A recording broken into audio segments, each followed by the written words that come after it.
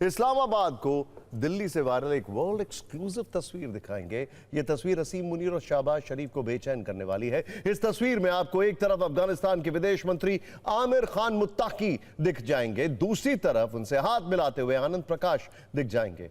आनंद प्रकाश भारतीय विदेश मंत्रालय में पाकिस्तान, अफगानिस्तान, ईरान डिवीजन के जॉइंट सेक्रेटरी हैं। इन्होंने ही दिल्ली एयरपोर्ट पर मुत्ताकी का स्वागत किया है। यह मुलाकात खास मायनों में, कई मायनों में खास है। 2021 में तालिबान के सत्ता में आने के बाद पहली बार अफगानिस्तान का कोई भी बड़ा प्रतिनिधि यानी कि उनका विदेश मंत्री जो है वो भारत के दौरे पर है। वो यहां 7 दिन तक रुकने वाले हैं। कल हैदराबाद हाउस में विदेश मंत्री एस जयशंकर से मिलने वाले हैं और द्विपक्षीय वार्ता भी होगी। वो राष्ट्रीय सुरक्षा सलाहकार अजीत डोभाल से भी मुलाकात करेंगे। 11 अक्टूबर को दारुल उलूम देवबंद जाएंगे और 12 अक्टूबर को ताजमहल भी देखने जाएंगे। भारत और अफगानिस्तान के कूटनीतिक संबंधों और मुत्तकी की भारत यात्रा को लेकर पाकिस्तान की मीडिया में बेचैनी बढ़ी है। भारत अफगानिस्तान की करीबी देखकर शाहबाज सरकार परेशान है। भारत का यह दांव मुनीर की समझ से परे है। हम आपको पाकिस्तान में हो रही ये सारी हलचल आगे बताने वाले हैं, लेकिन पहले बात मुत्तकी के भारत यात्रा की करते हैं। अब यह स्पष्ट नहीं है कि प्रधानमंत्री मोदी से मुत्तकी की मुलाकात होगी या नहीं, लेकिन मीडिया रिपोर्ट्स के मुताबिक जो चर्चाएं चल रही हैं, अलग अलग रिपोर्ट्स के मुताबिक अफगानिस्तान में कई बड़े मुद्दों पर चर्चा हो सकती है, जैसे कि व्यापारिक सहयोग, स्वास्थ्य क्षेत्र में साझेदारी। यह बहुत जरूरी है अफगानिस्तान के लिए और यह भारत की बहुत कोर एक्सपर्टीज है जिसमें उसको भारत की मदद चाहिए। काउंसलर सेवाएं और वीजा प्रक्रिया, दूतावासों का विस्तार, नए राजदूत की नियुक्ति, निवेश और इंफ्रास्ट्रक्चर प्रोजेक्ट्स और सुरक्षा गारंटी। भारत अपने सुरक्षा हितों की रक्षा और आतंकवाद के खिलाफ ठोस आश्वासन मांग सकता है। सोचिए, रिकैप जाइए जरा, आज से कई साल पहले, लगभग 26 साल पहले, सोचिए क्या हुआ था। कंधार क्राइसिस, कहां ट्रांजैक्शन हुआ था? तालिबान के साथ हुआ था ना। वहां से लेकर अभी तक का सफर और भारत की जो एक सोच है वो ये है कि पाकिस्तान का टेरर ग्राउंड अफगानिस्तान नहीं बनना चाहिए और इसीलिए ये ट्रैक टू डिप्लोमेसी के जरिए जो चीजें चल रही हैं बहुत ज्यादा मायने रखती हैं। वहीं मुत्तकी ये चाहते हैं कि भारत अफगानिस्तान में तालिबान सरकार को मान्यता दे दे, जिस पर जानकार कह रहे हैं कि भारत फिलहाल इस मुद्दे से थोड़ी दूरी बना सकता है।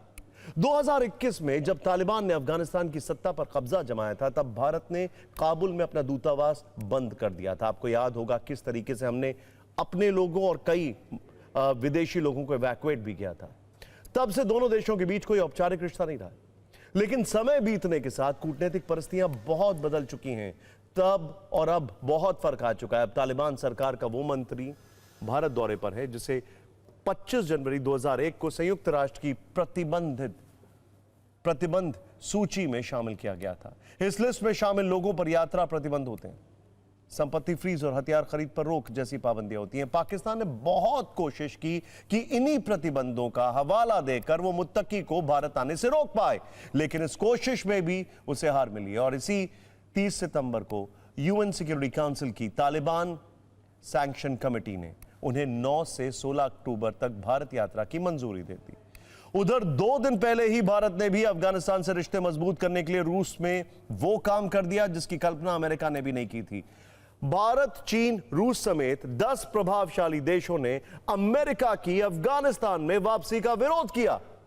ट्रंप की बगराम बेस को वापस पाने की चाहत पर कूटनीतिक प्रहार किया, यानी भारत अफगानिस्तान के साथ खुलकर आया तो पाकिस्तान से तिलमिलाहट वाली आवाजें सुनाई देने लगी है। पाकिस्तान के रक्षा मंत्री ख्वाजा आसिफ ने अफगानिस्तान को टारगेट करते हुए कहा कि अफगान लोग अतीत में भी भारत के प्रति वफादार रहे हैं, वर्तमान में भी और भविष्य में भी रहेंगे, जबकि वे हमेशा से पाकिस्तान के विरोध में खड़े रहे हैं। इसके पीछे की वजह एक और है। इस स्टेटमेंट की वजह है अमेरिका को इंडिकेट करना कि अफगानिस्तान से जो टेररिज्म है, गुड तालिबान, बैड तालिबान की जो डेफिनेशन पाकिस्तान देता है, उससे पाकिस्तान प्रभावित है। एक तीर से 2 निशाने हैं ये। खैर, पाकिस्तान की मीडिया में कहा जा रहा है कि भारत पाकिस्तान और अफगानिस्तान के बीच दरार डालने में कामयाब हो गया और तालिबान भारत के साथ मिलकर पाकिस्तान के खिलाफ काम करने वाला है। मुत्तकी के दिल्ली दौरे पर यह रिपोर्ट और डिटेल्ड एनालिसिस आपको देखना चाहिए। आमिर खान मुत्तकी विदेश मंत्री एस जयशंकर के निमंत्रण पर भारत आए हैं। दोनों के बीच मई में फोन पर बातचीत हुई थी, तब अफगानिस्तान सरकार ने पहलगाम हमले की निंदा की थी। ऑपरेशन सिंदूर पर भारत के कदम को जायज माना था, लेकिन जानकार कहते हैं कि भारत ने उनकी यात्रा करवाकर एक तीर से दो शिकार किए हैं। एक तरफ पाकिस्तान घायल है और दूसरी ओर पाकिस्तान के करीब जाने वाला अमेरिका भी परेशान है। अमेरिका के 19 सांसदों ने ट्रंप को चिट्ठी लिखी है, भारत को मजबूत साझेदार बताया है। 50% टैरिफ को तुरंत वापस लेने की अपील करते हुए भारत के साथ कूटनीतिक और रणनीतिक रिश्ते सुधारने पर जोर दिया है। यानी घर में घिर चुके ट्रंप इसके बाद क्या करेंगे, हमारी नजरें होंगी। लेकिन मुत्तकी भारत में क्या करने वाले हैं, ये डिटेल भी हमारे पास है। अफगानिस्तान के विदेश मंत्री 11 अक्टूबर को दारुल उलूम देवबंद जाएंगे, जहां उनके स्वागत की तैयारियां चल रही हैं। असल में कई तालिबानी नेता इस मदरसे को बहुत सम्मान देते हैं। पाकिस्तान में खैबर प्रांत है, जहां दारुल उलूम हक्कानिया मदरसे की स्थापना दारुल उलूम देवबंद की तर्ज पर हुई थी। कई सीनियर तालिबान कमांडर इसी मदरसे से पढ़े हुए हैं। दारुल उलूम हक्कानिया के संस्थापक मौलाना अब्दुल हक थे, जिन्होंने भारत के बंटवारे से पहले देवबंद मदरसे में पढ़ाई की थी और वहां पढ़ाया भी था। उनके बेटे समी उल हक को तालिबान का पिता कहा जाता है। इस लिहाज से तालिबान दारुल उलूम के साथ अपना एक खास कनेक्शन बताता है। यह बात और है कि तालिबान की हिंसक विचारधारा से देवबंद का कोई संबंध नहीं है। जब वर्ष 2021 में अफगानिस्तान में तालिबान राज आया, तो जमीयत उलेमाए हिंद के अध्यक्ष मौलाना अरशद मदनी ने बयान दिया था, कहा था कि तालिबान का देवबंद और दारुल उलूम से कोई ताल्लुक नहीं है। तालिबान को देवबंद से जोड़ना गलत है। एक बार सुन लेते हैं देवबंद से आई नई प्रतिक्रिया पर।